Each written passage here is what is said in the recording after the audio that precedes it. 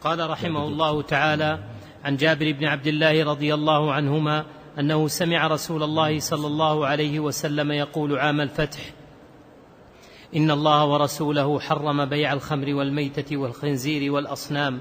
فقيل: يا رسول الله، أرأيت شحوم الميتة؟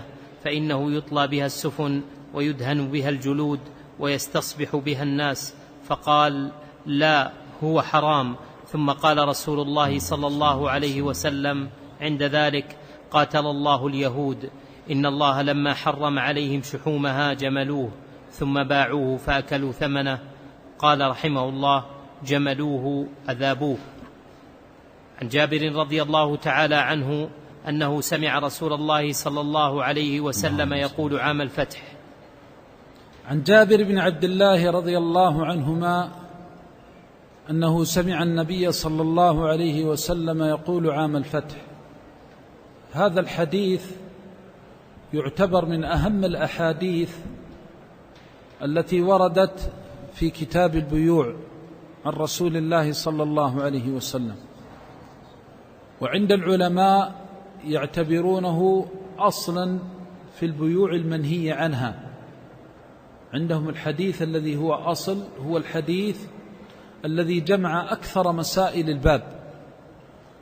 والفساد في البيوع كما ذكر بعض العلماء يكون بأسباب متعددة، منها تحريم عين المبيع، ومنها الربا، ومنها الغبن، ومنها الشرط الرابع أن يشتمل عقد البيع على الشروط التي فيها الربا أو الغرر أو مجموع الأمرين، أي مشتمل على الربا مع الغرر. فهذه الأربعة الأسباب عند العلماء يعتبرونها أصول فساد البيع العامة، أي التي لا تختص بعقد من عقود البيع بل تشمل جميع أنواع البيوع. فإذا وجدت في أي بيع من البيوع حكمنا بفساده. هذا سبب قولهم إنها أصول. وحديث جابر بن عبد الله متعلق بأصل منها، وهو تحريم عين المبيع. فالنبي صلى الله عليه وسلم في هذا الحديث الشريف حرم بيع الميتة والخمر والخنزير والأصنام. فهذه الأربعة أعيان حرمها الشرع، ومنها ما حرمه لذاته.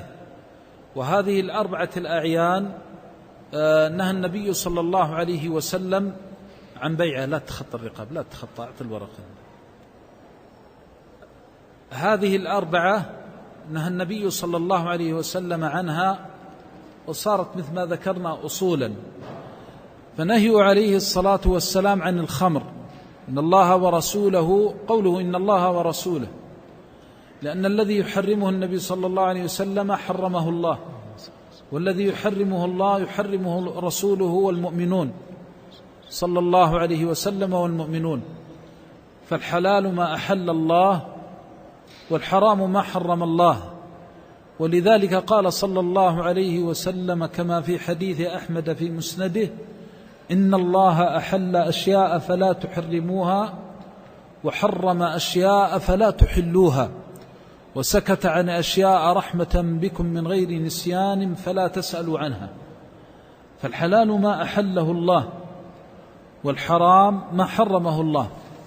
فإذا حرم الله شيء فكلنا نحرمه، ويحرمه رسوله عليه الصلاة والسلام. فقال عليه الصلاة والسلام: إن الله ورسوله حرم. وهذا من الصيغ الصريحة في التحريم. ما قال ينهى، نقول لا ينهى، بعضهم يقول النهي يحتمل الكراهة، لكن حينما يقول حرم فمعنى ذلك أنه حرام.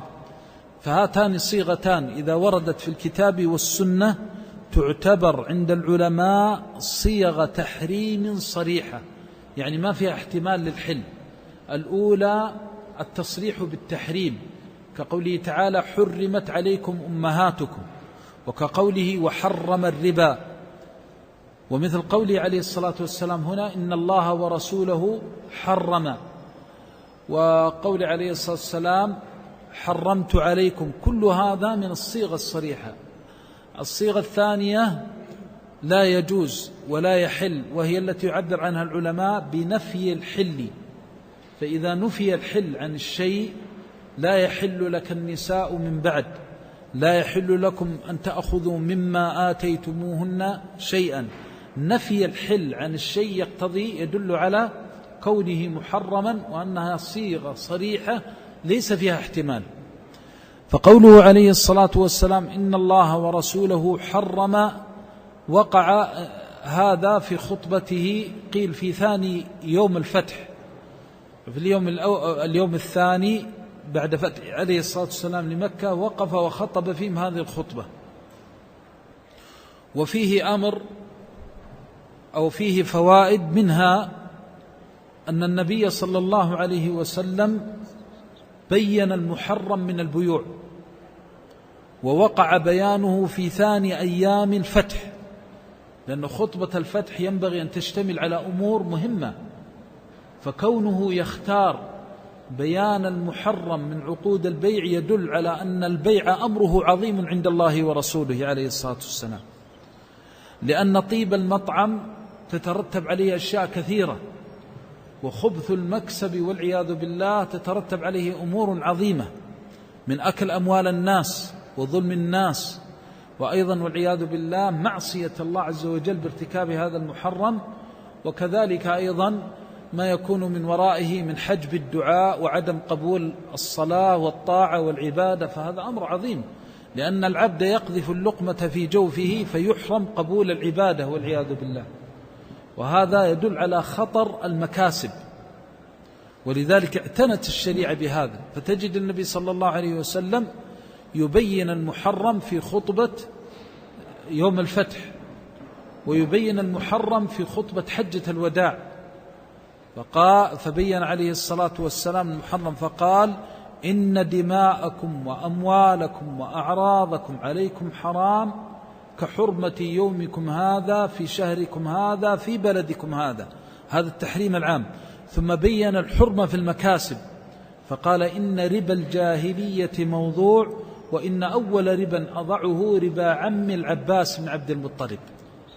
فبين تحريم البيع المحرم هو بيع الربا، وهذا كله يدل على خطر المكاسب وأهمية ينبني عليها الأمر الثاني، وهو أهمية العناية بأحكام البيوع ومعرفة المحرم منها.